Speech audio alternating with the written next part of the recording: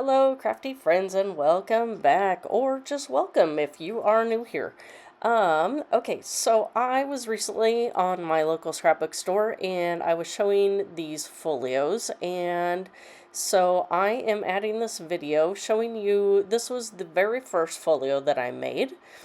Um, I basically am documenting all of the scrapbook retreats in these small mini albums, and then I am keeping them in a small die cut box that I purchased. So the main question that everybody had was how I made the folios. So I have slowed this portion down, and so basically this is a 12-inch piece of paper by however wide your container is, and then I trim off just a slight bit so when you fold the three sides over that they have room to come together. So here I am scoring at, and honestly I'm not really sure, that I just kind of created my own markings of how big I wanted everything.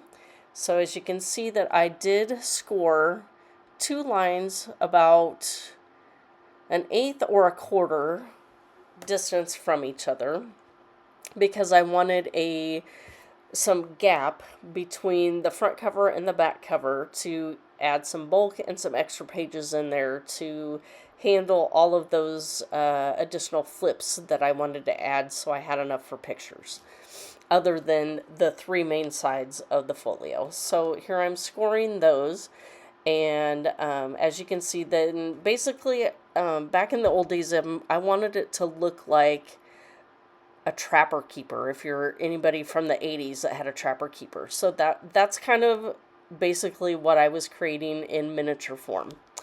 And so here I'm showing you the Echo Park collection that I was using. And so here now I've started to speed it up and just showing you how I go about deciding what papers are going to go where. This is a great project to use your smaller 6x6 or 6x8 paper pads. However, I have also used 12x12 papers as well on the various folios that I've made through for several different crops that I've been to. And so there you can see that I have the rest of my 12x12 piece of cardstock, and I am measuring 2 additional pieces to create my flaps for my additional pages and pictures. And so basically I do a 1-inch score, so it will be attached to the folio, and then that flap is actually hidden by the pattern paper that will cover the base folio piece. So here I am, and you can either use tear tape like I'm using here, or you can use liquid glue. You just have to hold it a little bit longer to make sure it sticks.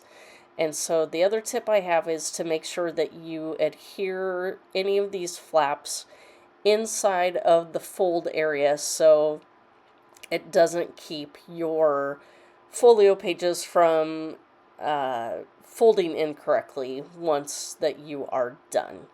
And so here I'm just using a tiny bit of adhesive and just deciding where each of my pictures are going to go within this folio. And so on this one, I do decide to put the flap on the very outside instead of within one of the inner folds. And so you can see here, I'm putting that flap on. And so now that one is going to flap to the outside, so that makes it even longer. And now I have 2 more pages to add pictures. And so that is all the pictures I had from that specific retreat. I've decided where they are all going, and so now I am just going through my pattern papers and creating backgrounds. And I also try and keep in mind of what kind of stickers I have, whether I have stickers with white around the outside of the image or icons that I'm using, or if they do not. So if I need darker colored papers or lighter colored papers or even what papers look best with the cardstock I'm using, and or the background or what outfits we were wearing. You know, sometimes I just, you never know what I am going to use to complement the pictures. Excuse me, I had to get a drink here. All of a sudden, my head just decided to fill up with, and get all stuffy here. So, really, the rest of the video here is mostly going to be just showing me and how I decide what I'm going to use. So, you see me bringing in papers, marking them, cutting them, and for the inside, I'm using my liquid glue. You would think that typically you would want to try and stick with smaller embellishments. Of course, that's going to depend on the size of your pictures and how much extra space you have for embellishments in here. Also, if you have any funny stories that may have happened, I know that there's a rule of what happens at the crop stays at the crop, but sometimes you have funny sayings or stories that you might want to document. And so I have, at least on this particular one, I do make a pocket with a tag with some hidden journaling, and I've done that a couple times, but for the most part I typically don't do any journaling unless there was some kind of funny incident that may have happened at that specific event. So this actual crop that I'm documenting is up in Conrad, Iowa, that there is a quilt shop up there, and they actually have 2 spaces now that you can rent for a weekend, and there's a kitchen there, so you bring your own food and cook for yourselves. And so let's see, this specific time we had 1, 2, 3, 4, there was 5 of us, so we each plan a meal. Everybody brings some snacks and beverages, and we just kind of share everything. And and there's even things for scrapbooking, and or since it's a quilt shop, they actually hold quilting retreats as well. So there is equipment like irons and ironing boards and cutting boards and things of that nature that quilters can use as well, so you don't have to take everything with you. She also has like Sizzix dies and things like that. So we have had a lot of fun going here for the past couple years, and even before I joined the group, that there were several more that they had been going since before 2020. So we've been going for a couple years now. And so there you can see that I was working on making the pocket for this tag, and I'm going to put my journaling on the back of that. So there you can see there is a little gap behind that picture. I did not use any foam tape because it's really just the one tag, and it just needs to slip in and out if anybody chooses to pull it out and read the journaling. And so don't forget that you can use your journal cards as well.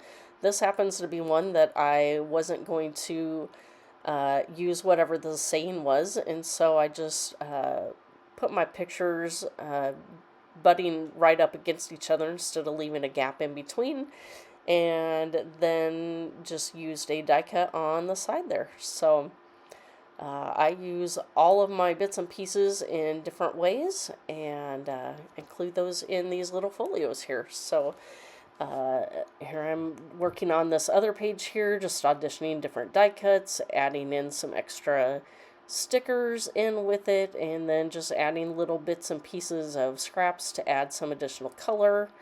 And then that's going to finish up that little page there. And then it's going to flip over to the front part of that. And now I'm working on basically the outside flaps of the main base. And typically I haven't been putting pictures on this. And basically that is actually the flap that goes over the top to close the folio. And so here's where I need to kind of plan if I'm where and how I'm going to put the magnet as well that I like to use to close these folios. It's a completely unnecessary step if you don't want to, that they will, if once you have enough of those folios in your basket or however you are going to store these, they will stay shut on their own. So it's kind of up to you. I just like that additional security of holding it closed. And again, kind of taking me back to my elementary days of having that trapper keeper. It was just the coolest thing ever.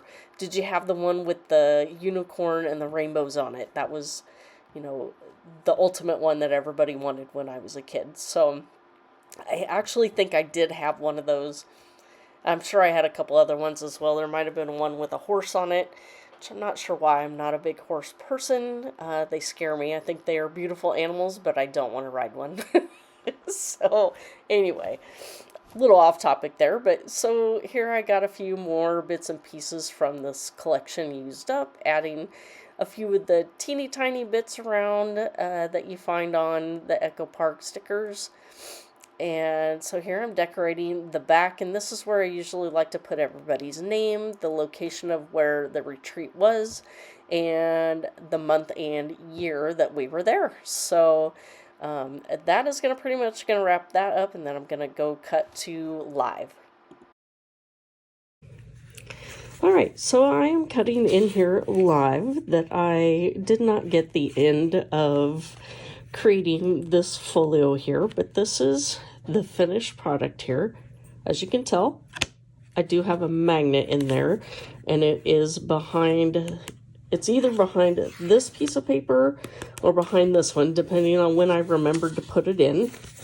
And then the other half is right in here. And that just keeps it connected. And so as you can see, I have this one here that folds out, and it is connected right here. So this is the piece that I scored. This is the extra piece that I connected to the main folio, and then covered it with another piece of coordinating paper. And then this is that main area, and I have a tag back there that I made a pocket with the score tape. I have some journaling here. And then I have this piece this is an entire flap that is connected right here. And it actually goes underneath this piece of paper, and it's attached to the main folio as well. So now I have room for pictures on that side as well as this side, and then just some decorative items.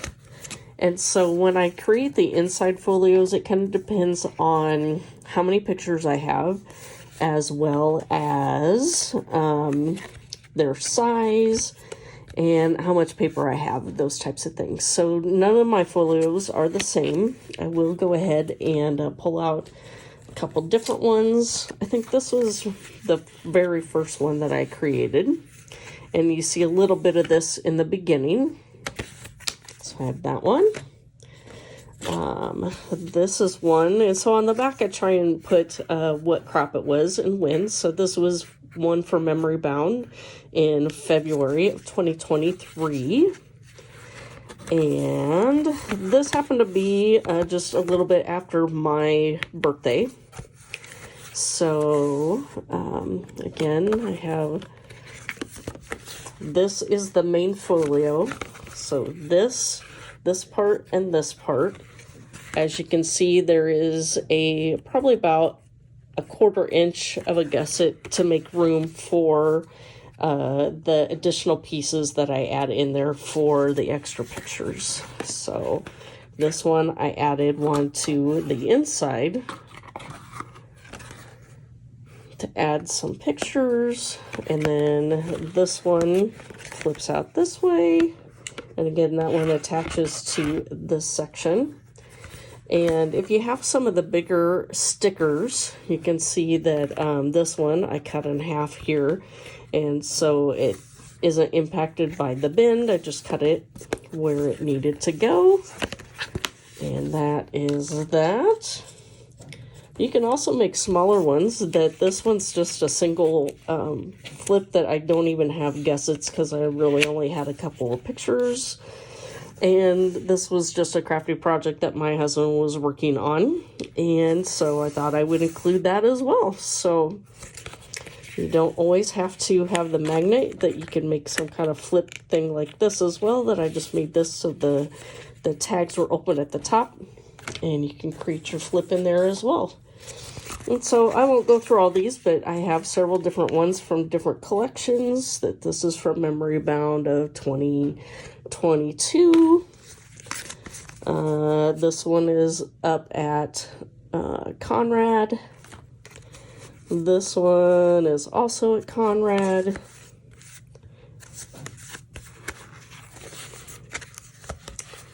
This one I did something a little bit different, that I created my own waterfall. So I had several of these horizontal type pictures, and so just like photo plays albums and some of the 49 to Market that they've had waterfalls, so I just created my own in the size that I needed them. And then the rest of them are just within the regular fold out sections that I have shown in other ones. And so one last one here. This one's another Memory Bound one. And this one has a little bit different fold. It's kind of like the first one. So really you just make one big piece and then another longer piece, and it reaches from the top, and you only attach at the top and the bottom, and you score it here and here. And then that way it just ends up, you have a gap in here. It folds out like a folio. And then I just added in a couple other folds as well. So that is going to wrap that up. I'll take some pictures and have those to come up next. So thanks for stopping by. Okay, one last thing. I guess I didn't really show you my box up close, and if I did, you get to see it again. This was just a cut file that I had from, I think I got from an Etsy shop. And really, you can make it pretty easy, that any size that you wanted. So there you go. Thanks for stopping by.